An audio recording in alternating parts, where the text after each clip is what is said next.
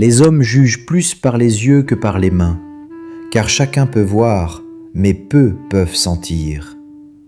Nicolas Machiavel.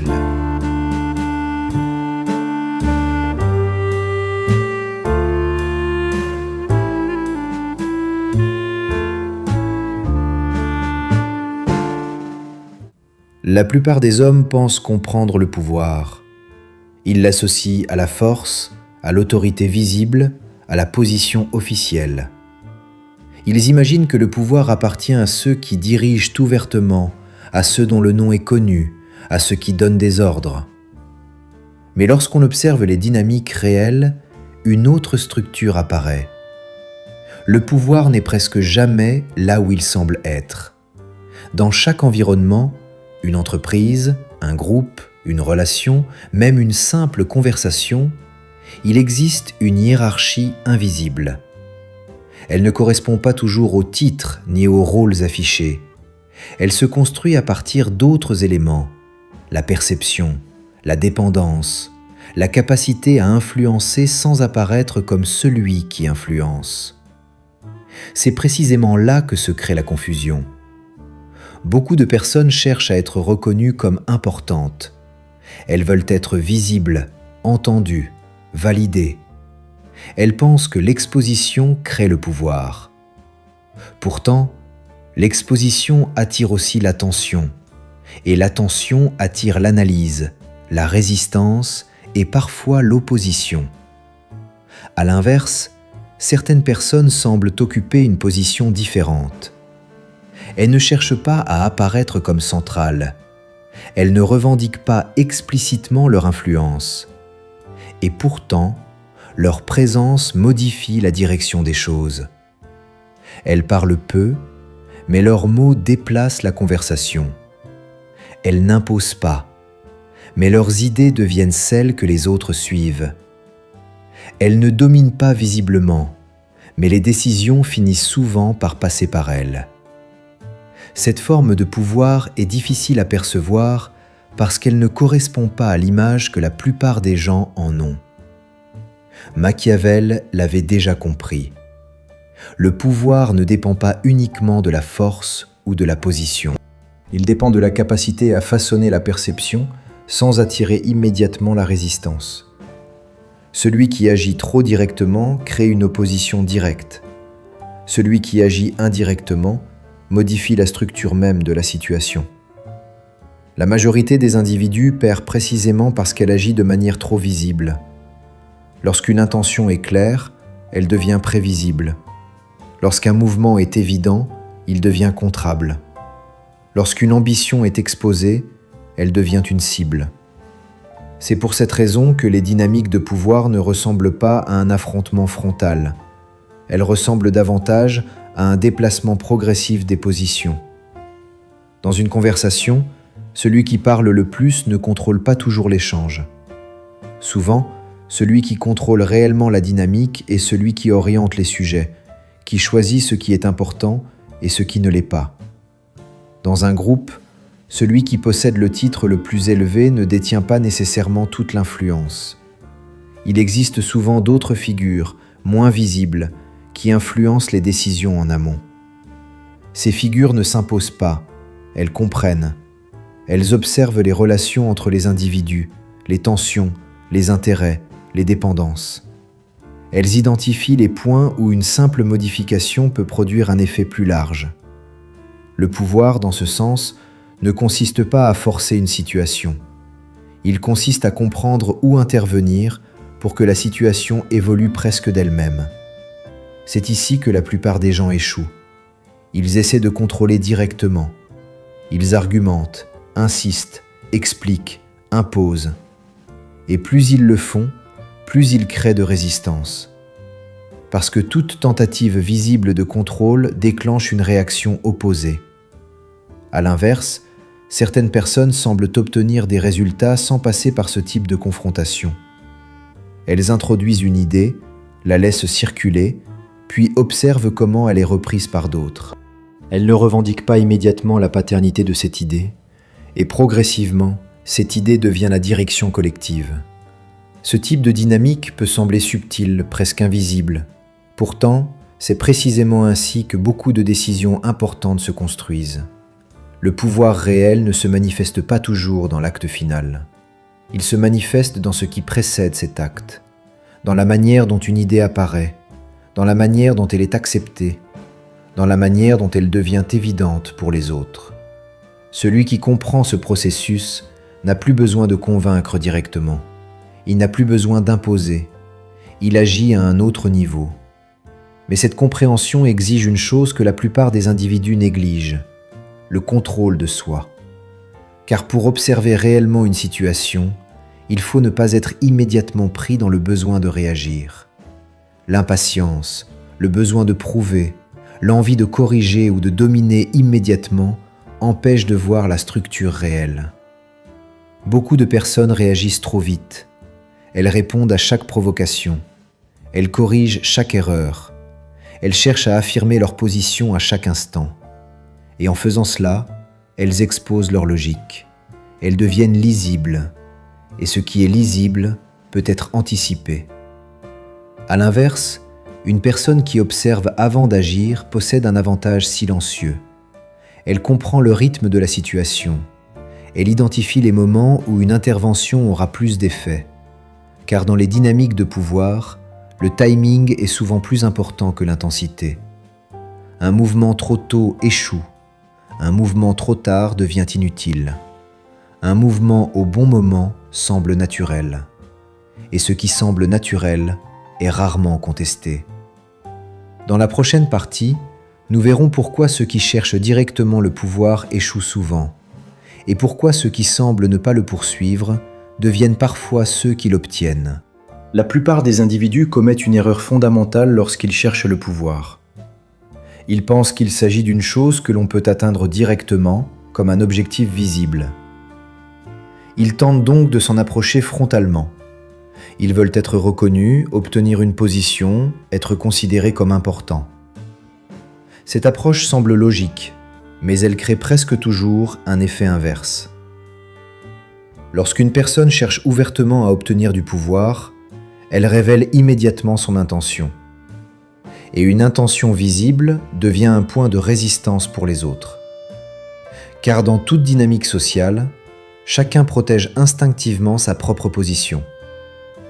Ce mécanisme est rarement conscient. Il ne se manifeste pas sous forme d'opposition directe. Il apparaît plutôt comme une distance subtile, un manque d'ouverture, une hésitation dans la collaboration. Les autres perçoivent que quelqu'un cherche à s'élever, et cette perception déclenche une vigilance. Plus l'intention est claire, plus la vigilance augmente.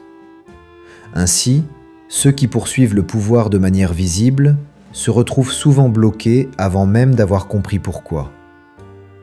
À l'inverse, certaines personnes semblent progresser sans afficher cette intention.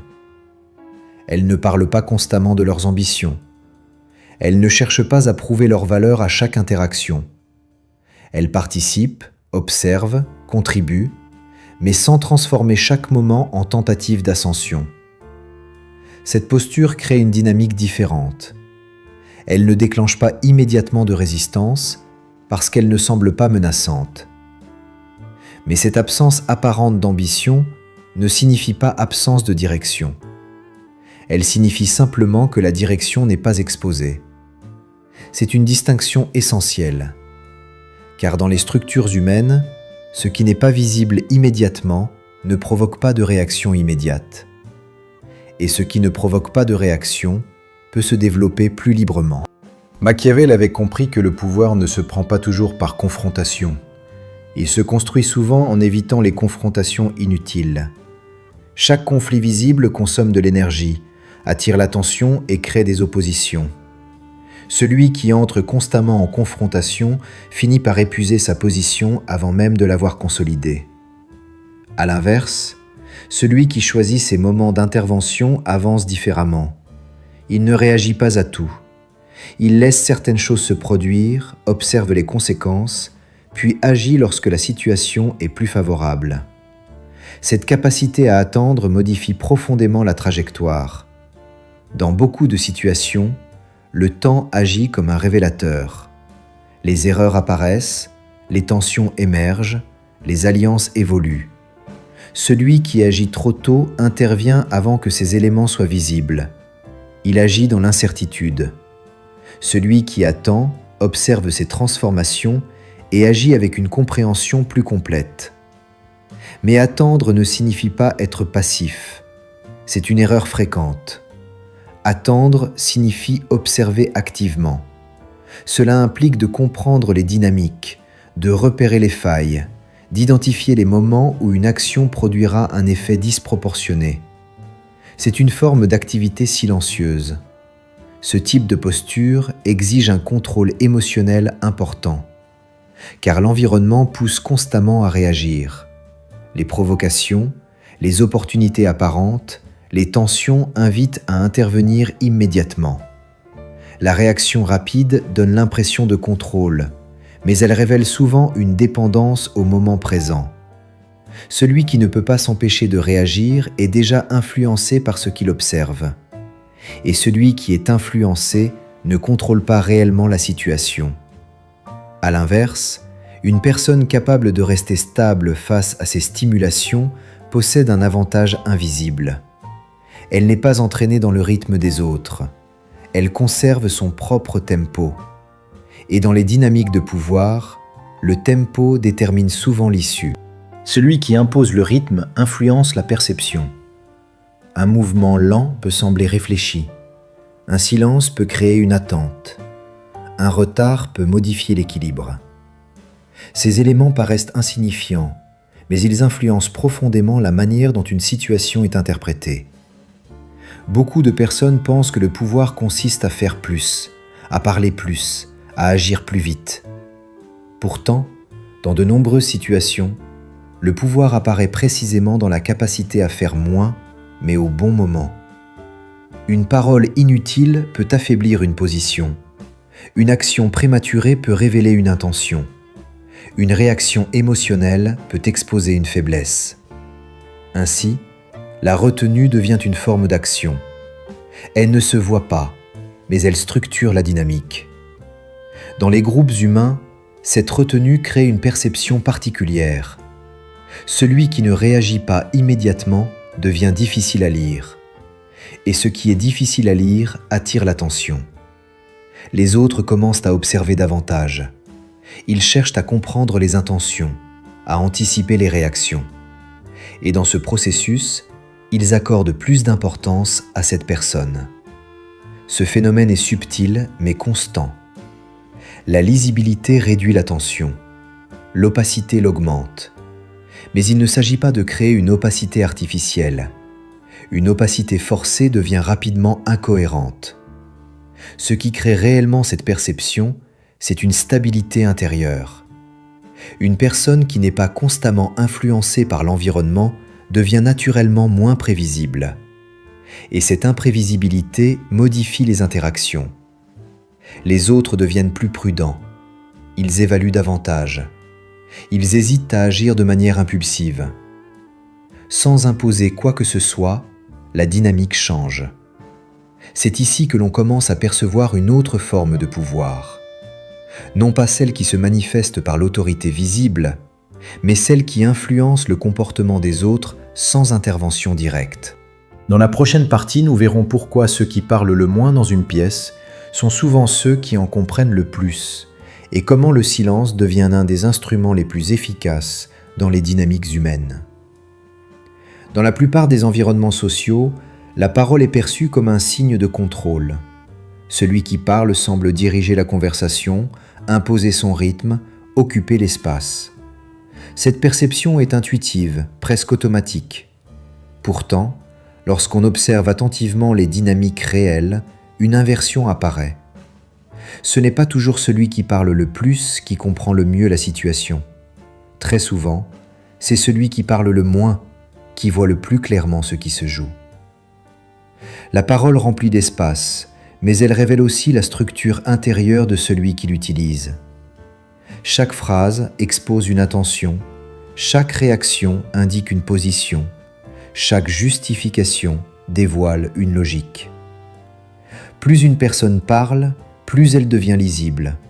Et plus elle devient lisible, plus elle devient prévisible. Cette prévisibilité réduit progressivement sa capacité à influencer la situation. Le silence, à l'inverse, agit différemment. Il ne révèle pas immédiatement une intention. Il laisse les autres remplir l'espace, exprimer leurs idées, montrer leurs priorités. Dans ce processus, ils exposent des informations qu'ils n'auraient pas révélées face à une parole dominante. Le silence crée un vide, et ce vide pousse les autres à se dévoiler. Ce mécanisme est profondément ancré dans la psychologie humaine. Lorsqu'un espace n'est pas rempli, il crée une tension légère. Cette tension incite à parler, à expliquer, à justifier. Ainsi, celui qui reste silencieux obtient souvent plus d'informations que celui qui dirige la conversation par la parole. Mais le silence ne se limite pas à la collecte d'informations. Il influence également la perception. Une personne qui parle peu mais de manière précise donne l'impression que chaque mot a été choisi. Ses interventions deviennent plus lourdes de sens. À l'inverse, une parole constante dilue son propre impact. Dans les dynamiques de pouvoir, cette différence est déterminante. Celui qui parle constamment cherche souvent à maintenir le contrôle. Mais ce contrôle est fragile, car il dépend de l'attention continue des autres. Dès que l'attention se détourne, la position se fragilise. Celui qui parle peu ne dépend pas de cette attention permanente. Il intervient lorsque c'est nécessaire, puis laisse le silence reprendre sa place.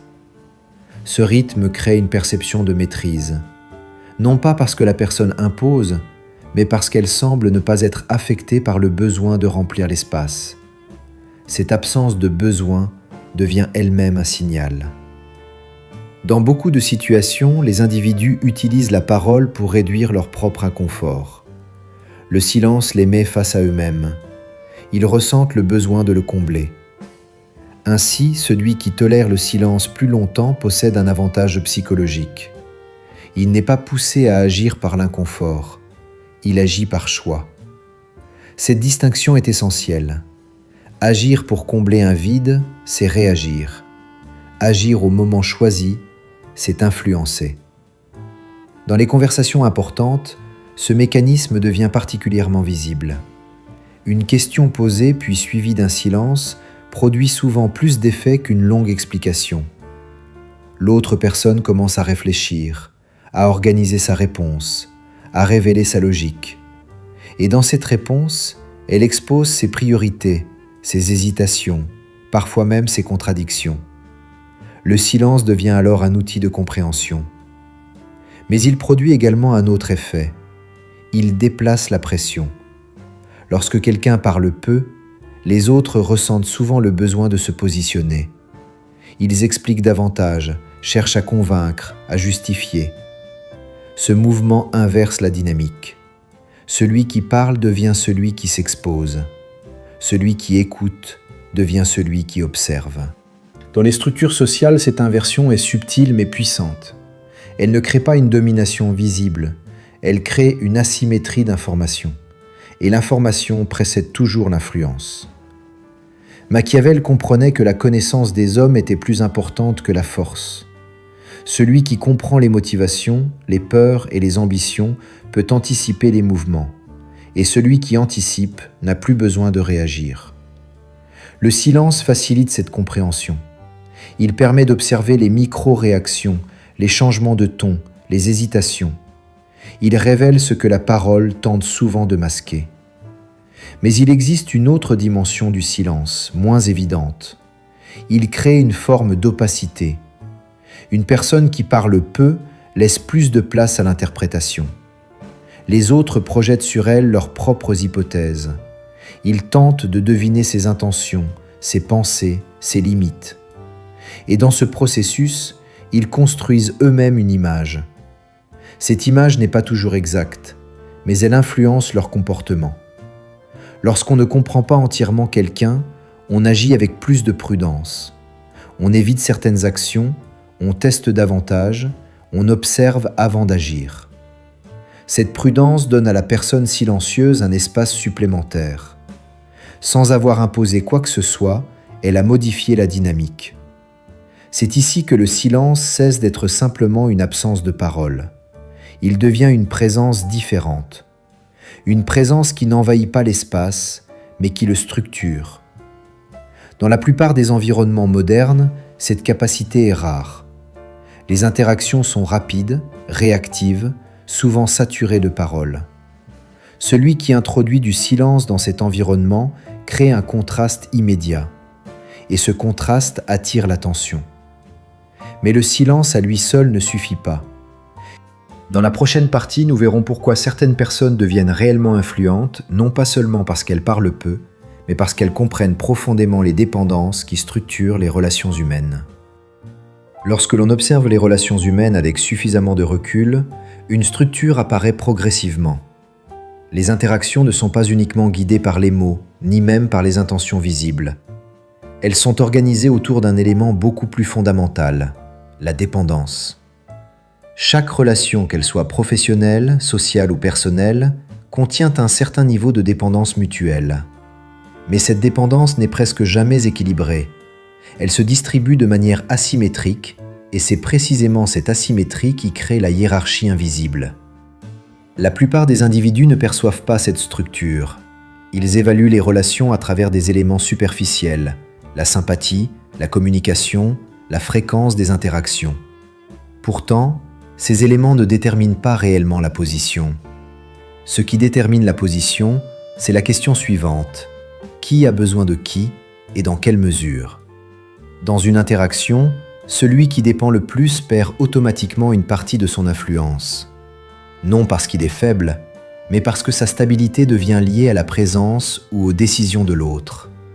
Cette dépendance modifie son comportement. Elle crée de la tension excessive, une certaine prudence, parfois même une forme d'adaptation constante. Et ces ajustements, même subtils, sont perçus. À l'inverse, celui dont la stabilité ne dépend pas directement de la relation agit différemment.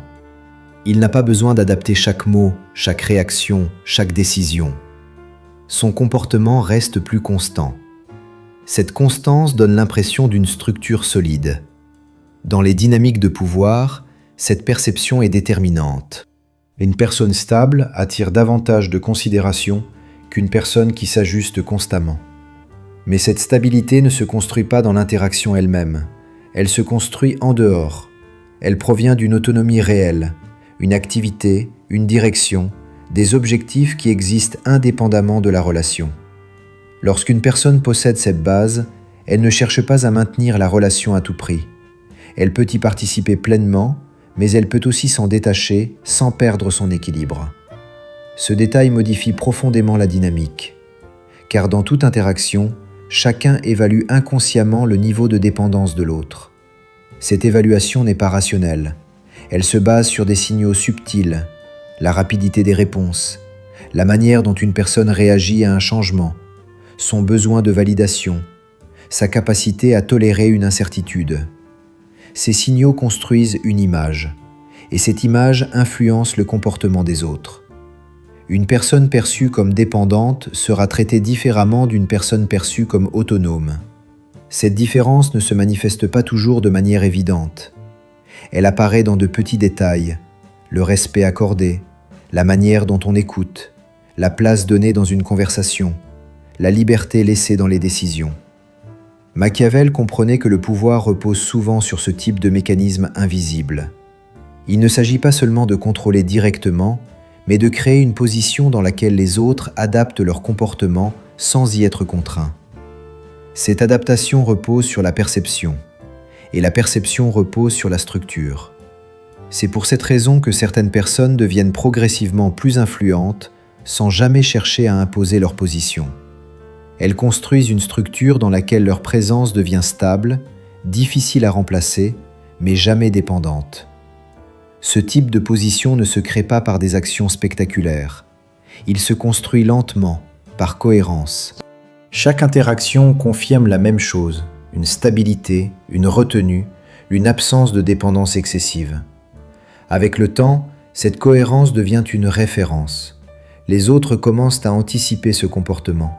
Ils savent que cette personne ne réagira pas de manière impulsive, qu'elle ne cherchera pas à forcer une situation, qu'elle ne dépendra pas immédiatement du résultat. Cette prévisibilité dans la stabilité et non dans la réaction crée une confiance particulière. Mais il ne s'agit pas d'une confiance émotionnelle, il s'agit d'une confiance structurelle. On commence à inclure cette personne dans certaines décisions, non parce qu'elle demande à y être, mais parce que sa présence améliore l'équilibre de la situation. Elle devient un point de stabilité, et dans des environnements souvent instables, ce type de point est recherché. Mais il existe une nuance importante. Cette position ne doit pas devenir une dépendance inversée, car celui qui devient indispensable peut aussi devenir captif de son propre rôle. S'il ne peut plus se retirer, s'il ne peut plus changer de direction, il perd une partie de sa liberté. Et cette perte de liberté réduit à son tour sa position. Ainsi, le véritable équilibre consiste à être utile sans être enfermé, présent sans être dépendant, impliqué sans être absorbé. C'est une ligne fine, et peu de personnes parviennent à la maintenir, car elle exige une chose difficile, ne pas chercher constamment à sécuriser sa position. La sécurité apparente peut affaiblir la structure réelle. Dans la prochaine partie, nous verrons pourquoi ceux qui parviennent à maintenir cette autonomie jusqu'au bout deviennent souvent ceux qui influencent le plus profondément les dynamiques humaines, sans jamais apparaître comme ceux qui les contrôlent. À mesure que l'on avance dans la compréhension des dynamiques humaines, une réalité devient de plus en plus évidente. Le pouvoir n'est pas une position que l'on atteint une fois pour toutes. Ce n'est pas un titre, ni une reconnaissance officielle, ni même une domination visible. C'est une relation mouvante entre perception, dépendance et stabilité. Et ceux qui semblent en posséder le plus sont souvent ceux qui ne cherchent pas à le saisir directement. La plupart des individus passent leur temps à essayer de sécuriser leur position. Ils veulent être reconnus, validés, protégés. Ils cherchent des signes visibles de leur importance. Mais cette recherche constante crée une fragilité, car tout ce qui doit être confirmé en permanence peut être remis en question à tout moment. À l'inverse, certaines personnes semblent évoluer en dehors de ce besoin de validation continue. Elles ne cherchent pas à prouver leur valeur à chaque interaction. Elles ne s'inquiètent pas immédiatement des changements de perception. Elles avancent selon une logique interne, une direction qui ne dépend pas entièrement du regard extérieur. Cette autonomie produit un effet particulier. Elle réduit la pression. Et lorsqu'une personne ne semble pas soumise à la pression de maintenir une image, elle devient plus difficile à influencer. Elle ne réagit pas de manière prévisible aux attentes, aux provocations ou aux fluctuations de l'environnement. Elle conserve une cohérence. Cette cohérence est perçue et elle modifie les interactions. Les autres deviennent plus attentifs, plus prudents. Ils observent davantage. Ils cherchent à comprendre ce qui guide cette stabilité. Et dans ce processus, ils accordent plus d'importance à cette présence. Sans demander, sans imposer, sans revendiquer, la position évolue.